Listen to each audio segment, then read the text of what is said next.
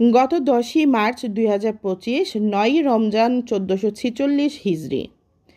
গাউসে পাক রাদিয়াল্লাহু আনহুর এর দশম পুরুষ ঢাকাস্থ প্রায় 350 বছরের ঐতিহ্যবাহী মিয়া সাহেবের ময়দান খানকা শরীফের প্রতিষ্ঠাতা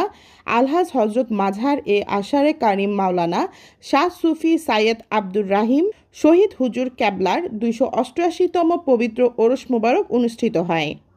ওরস মোবারকে মোনাজাত করেন নবম গদ্দিন শিন ও হজরত শাহ সাইয়্যেদ আবু ইউসুফ আবদুল্লাহ রাদিয়াল্লাহু আনহু ওয়াকফ এস্টেটের মোতালি এবং মিয়া সাহেবের ময়দান শাহ সাহেব বাড়ি জামে মসজিদের পরিচালক আলহাজ হজরত শাহ সুফি সাইয়্যেদ আহমদুর রাহিম। তো যারা আজকে ইসলামের নামে যদি কোনো গোষ্ঠী বা কোনো দল কোনো উগ্রবাদকে ছড়ায়, মনে রাখবেন আল্লাহর ইবাদত করে বান্দা যে আল্লাহর ইবাদত করে যে আল্লাহকে রাজি করবে, বান্দার এই ধরনের শক্তি বড় কম। কারণ ইবাদত করে যদি আল্লাহকে রাজি করতে হয়, ফেরেশতারা আল্লাহর ইবাদত করে আল্লাহকে রাজি করে দিয়েছে। নবী রাসূল পয়গম্বররা আল্লাহকে যে সেজদা দিয়েছে, নবীগণ আল্লাহকে রাজি করে নিয়েছেন। এখন আমার আপনার যদি আল্লাহকে রাজি করতে হয়, ইবাদতের সাথে কিছুটা ইনসানিয়ত, কিছুটা খেদমতের যুক্ত করতে হবে।